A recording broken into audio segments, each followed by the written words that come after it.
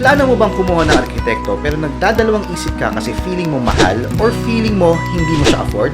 In this video, I will talk about how architects charge for their fees and what will you get in return as the client.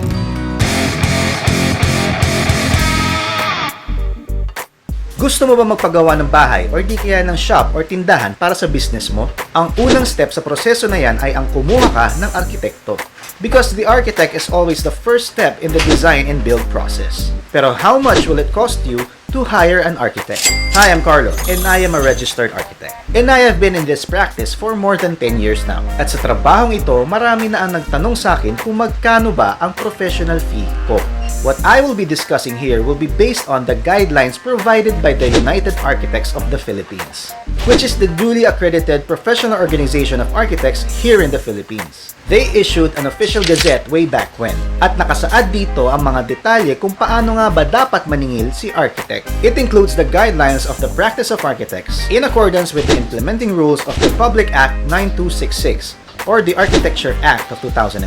So magkano nga kaya ang professional fee ni architect? Just to let you know, every time you ask an architect for a price, it doesn't necessarily entail a fixed fee.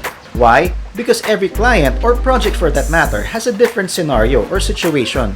No project is ever the same. Mapa-lot size yan, site conditions, space requirements, madaming factors ang kinoconsider for the architect's fee. Every project varies at some point, and those variations lead to price differentiations. In short, hindi kami nagbebenta lang ng laruan sa tindahan, na kung saan fixed ang price nito kapag gusto mo na itong bilhin. Ang pagpepresyo ni architect ay nakadepende sa quantity or sa dami ng gagawin or sa complexity or sa level of difficulty ng isang project. Remember that an architect offers a service and not a product. Although his finished project may be considered as the final product. And to be honest, yun lang kasi ang madalas makita ng tao sa amin. Yung final product, like actual photos of the project and the proposed perspectives we showcase on our portfolio and social media. But that's not all there is to it. It is the process that you are really paying for whenever you get the services of an architect. Palaging tatandaan na ang architect ay isang klase ng consultant. Parang doktor na pag may sakit ka, sa doktor ka magpapakonsult. Or lawyer, whenever you need to settle some legal matters, sa kanila ka magpapakonsult. Sa arkitekto ka magpapakonsult kapag gusto mo magpagawa ng bahay, building, restaurant, at marami pang ibang structures na kabilang sa built environment. Ayon sa Official Gazette, there are mainly 3 ways that an architect can charge. Oh, by the way, you may need to watch this until the end because I will be explaining further how these costings go. First is by percentage cost, wherein the architect will charge at a recommended cost of 10% of the construction cost. You may check out my other video on magkano magpagawa ng bahay for you to get an idea where the architect based his cost. Second is by lump sum or fixed rate, wherein the architect will charge you according to his fixed scope of works and deliverables. Third is the time basis method. This method is more consultation based, where you pay the architect according to his assigned man hours. It is a prorated cost wherein you need to pay the architect according to his man hours served, or per diem, or per visit. This method is not really applicable on a regular design service. The method we often use to measure our design fee is the first method, percentage cost. This method is the most common worldwide. It is based on the total construction cost, not the project cost, the construction cost, wherein the architect's fee is 10% of this cost. So meaning, kung ang project mo ay nagkakahalaga ng 1 million pesos para itayo, ang maaaring singilin sa iyo ay 10% nito or 100,000 pesos. Architect, ang mahal naman pala. Let me explain further. I told you, you need to watch this until the end. Ano-ano ang mga kasama sa 10% cost na yon? Well, aside from the architect's design fee, it already includes the allied design services like structural engineering design, electrical engineering design, plumbing, and sanitation design. So parang overall fee na siya for the design services you will need for your project. And this also includes their liabilities under the civil code. An architect's liability to every project he attaches his name and affixes his signature to will hold them liable for the next 15 years. At yun ang mabigat. It's as if nakatali si architect sa project na yon for 15 years.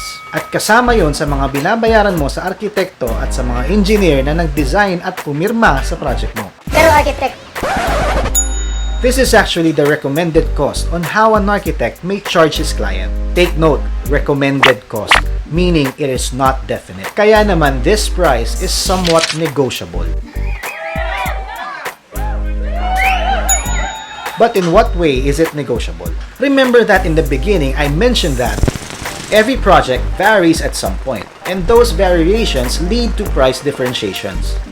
In short, not all projects are the same. Yung mga matagal ng architect katulad ko, we apply this what you call sign of goodwill. For new architects, this is often overlooked. Akala kasi nila though sinabing 10% ay 10% nga talaga ang dapat singilin sa kliyente. A good architect is client-centered. Well, syempre, our architectural standards and ethics will always be the backbone of our practice. But do note that our profession deals with human-to-human interactions. The sign of goodwill to our client pertains to our value as an architect.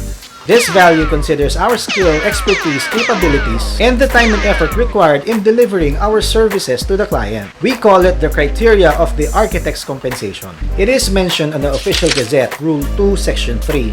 The criteria of computing the architect's compensation should be based on mutual evaluation of the amount of the architect's or his firm's talents, skill, experience, effort and time available for and required by the project. So meaning, kung ang pinapagawa ni client is a simple four-corner house with a shed-type roof on top worth 1 million pesos, it is not justifiable for the architect to charge 100,000 pesos or 10% of the construction cost as his professional fee. Kasi kung pagbabasihan ng criteria of evaluation, it doesn't really take that much skill and effort for the architect to design such a simple structure. And look at it this way, 1 million pesos ang budget ni client. Maniningil ka ba ng 100,000 pesos para sa simpleng bahay? So it doesn't necessarily imply that we follow that 10% cost as our base fee. The mutual evaluation on the Official Gazette means that the client should be able to assess or evaluate the architect's capabilities and expertise as well. As for the client, clients should fairly evaluate their architect. Evaluate them based on skill, capability, and experience. Huwag lang basta manghingi ng discount kay architect, tapos masasacrifice naman ang quality ng trabaho or ng services para sa project mo. The architect should be able to defend why he is charging this much for this project. To cut the long story short, an architect charges according to number 1, the time and effort he will need to complete your project. Kung maliit lang ang project at madali lang itong gawin, definitely mas mura ito kaysa sa mas malalaking project na matagal gawin. Number 2, the complexity or difficulty of the project. Minsan kapag ang project ni client ay nakatayo sa bangin or nasa sloped area, mas mahirap itong i-design, so he needs more compensation for that. Number 3, the skills and talents he will acquire to design and complete your project. Kung ikaw ay magpapagawa ng airport or ng hospital na considered as specialized design projects, kailangan ni architect ng tulong from other consultants from the aviation authority or the medical field respectively. This is to be able to complete the design. So that's it. This more or less gives you an idea on how much the architect's fee is. Hindi mo talaga pwedeng tanungin si architect agad-agad para sa professional fee niya. Kasi marami pa siyang kailangan i-consider para makakuha ng enough compensation para sa project mo. Tulad ng sabi ko kanina, hindi naman parang laruan sa tindahan ang pagpresyo ni architect. Na anytime, anywhere, fixed price. Kung kayo naman ay may planong magpa-design kay architect, you may talk to him directly to discuss the scope of your project. It's part of his job to hear you out on what you want for your project. And if you don't know what you want yet, the architect will be the one to ask the questions for you, to be able to have an idea on what it is you want for your house, building, or business. Kaya nga kami consultants, trabaho talaga namin yan. Thank you so much for staying up to the end of this video. If you like this video and more, you may press that thumbs up button. And you may also subscribe to this channel na din. If you have any comments, you may write it down in the comment section below. And I'll do my best to get back to you as soon as I can. Again, I'm Karlo, and for more updates on this channel, you may click on that notification bell icon. And do watch out for more future videos on this channel kasi sa channel na ito, may future.